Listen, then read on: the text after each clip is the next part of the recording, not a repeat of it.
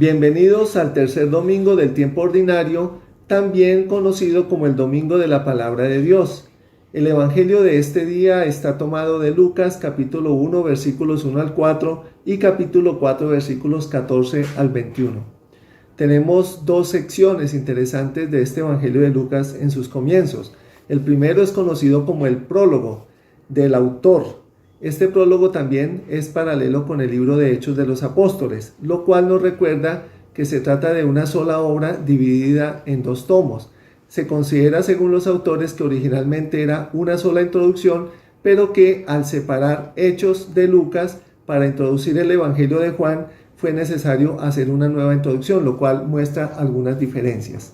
También tenemos un paralelo en el Antiguo Testamento, en el libro del Eclesiástico, donde Sirásida presenta la obra de traducción del hebreo al griego. Pero ¿qué nos aporta este prólogo de Lucas? Nos habla de un contexto histórico muy importante, en el cual podemos hablar de dos generaciones. La primera generación que conoció a Jesús, que compartieron con él, sus discípulos, aquellos que lo vieron, que recibieron favores o milagros de Jesús, y la segunda generación que comienza a partir del año 70, después de la destrucción de Jerusalén. ¿Qué vemos en esta primera generación? Una tradición oral, la tradición que empieza a hablar de Jesús, a comentar, a proclamar el querigma. Este querigma, recordemos, se apoyaba en la pasión, muerte y resurrección del Señor. Pero aquí también vemos que hay primeros inicios de una narrativa. Se empieza a contar a Jesús, a narrarlo, pero en pequeñas tradiciones o lo que podríamos llamar compilaciones de todo aquello que sucedió entre ellos, es decir, cómo ellos compartieron con Jesús, cómo lo percibieron. Por tanto, aquí ya tenemos una mirada subjetiva de aquellos que lo vieron, que recibieron de él favores, que lo contemplaron como alguien especial y diferente. Luego viene un segundo momento, que estos testigos oculares empezaron a aportar algunos hechos, y esos hechos son los que se convierten en pequeñas tradiciones o primeras tradiciones, de las cuales conocemos nosotros el proto-Marcos o el Evangelio de Marcos. Bien, en segundo lugar vemos que estos testigos se convirtieron además de testigos, en proclamadores. Podríamos utilizar la palabra colaboradores. Y haciendo alusión hoy al día de la palabra de Dios, servidores de la palabra. Ellos son testigos ante todo. Y entonces viene aquí el papel de Lucas como evangelista en esta segunda generación. Él que creyó conveniente ante tantas tradiciones que había, posiblemente ya el protoevangelio de Marcos, él se dedica a organizar de manera muy juiciosa, muy curada, muy diligente todas estas tradiciones. De ahí que muestre unos pasos más adelante en relación con el Evangelio de Marcos. Entonces tenemos ante todo un marco histórico. Quiero ubicarnos, por ejemplo, en la época de Augusto, que murió hacia el año 14, en su sucesor, Tiberio, que comenzó a reinar entre el año 14 y terminó en el año 37 también. Vemos algún personaje importante, Juan Bautista, que haciendo un cómputo entre los 14 años del reinado de Augusto y los 15 años de Tiberio de su inicio de reinado, daría 29 años, aproximadamente el inicio de la misión de Juan Bautista. Y ahí aparece Jesús, como nos dice el mismo autor, tendría unos 30 años, es decir, un año después de la proclamación de Juan Bautista, y ahí nos ubica en la genealogía de Jesús. Entonces tendríamos en primer lugar ese gran interés de Lucas por ubicar a Jesús en un marco histórico, como acabo de decirlo. Pero además hay un segundo interés, es el de hacer ver la acción de Jesús, que comienza ya en estos capítulos 3, 4, como un hombre dotado y acompañado por el Espíritu Santo. Entonces es la segunda característica. ¿Qué hace el Espíritu Santo en Jesús? Le da fecundidad, le concede la revelación del misterio de Dios Padre, le concede unción en su bautismo, plenitud para empezar a anunciar y dinamismo para que Jesús vaya por todos los lugares, especialmente en Galilea, a predicar y anunciar la buena noticia. Tenemos entonces acá un primer marco, que es el marco geográfico.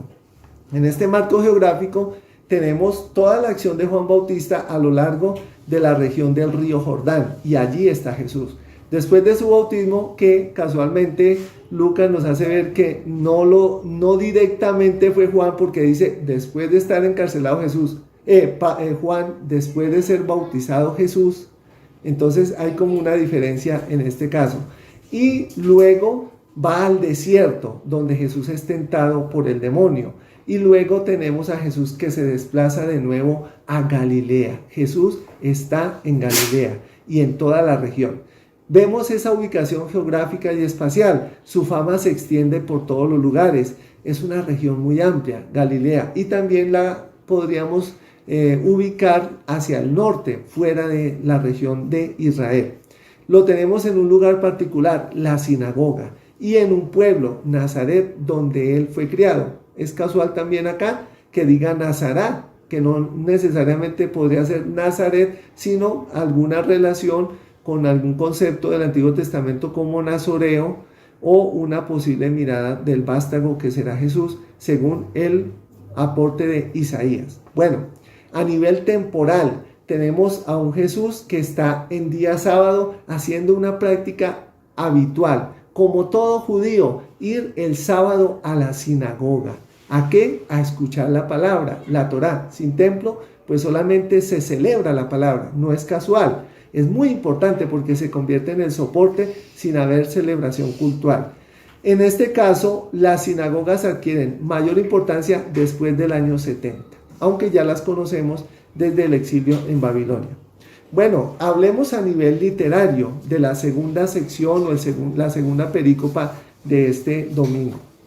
Tenemos a Jesús que entra a la sinagoga o a Nazaret, y en Nazaret a la sinagoga. Jesús se pone en pie, Jesús recibe el texto, Jesús encuentra el profeta Isaías. Vean que también hay un progreso entre la mención del Antiguo Testamento. Aquí Lucas nos quiere mostrar a Isaías como aquel que predice, que proclama al Salvador, al Mesías. Y en el centro, porque encontraríamos una estructura concéntrica, tenemos el texto tan hermoso de Isaías, donde nos dice Isaías 61, 1 al 2, el Espíritu del Señor sobre mí. Noten cómo nuevamente actúa el Espíritu Santo. Y luego se da el proceso inverso. Jesús enrolla el libro, Jesús lo entrega y Jesús se sienta. Y dice, hoy se ha cumplido esta palabra. Veamos entonces las connotaciones teológicas de este texto. Primero, la acción de Dios se realiza en la historia humana. No es fuera de nuestra historia, es dentro de nuestra historia.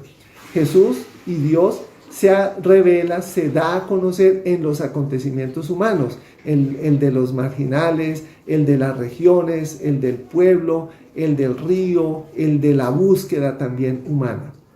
Jesús, y en esa historia Dios interviene también por medio del Espíritu Santo, o mejor, el Espíritu Santo actúa también en el hombre, en las circunstancias humanas, y también este Espíritu impulsa a Jesús, lo mueve por todas las regiones. Así se planifica una expectativa que es profética y que a la vez es mesiánica, como había dicho antes. Luego, esta profecía se realiza en el hoy. ¿De quiénes? Del pobre, del que sufre, del que es marginado y excluido. Es una misión para el que no está tomado en cuenta en una sociedad como la judía. Y por último, Jesús inaugura un nuevo estado de gracia y salvación. Qué bueno que al celebrar hoy la palabra, nosotros también nos sintamos invitados a acoger a ese Jesús que anuncia el reino, pero que también nosotros somos beneficiarios y a la vez portadores de este mensaje. Feliz día.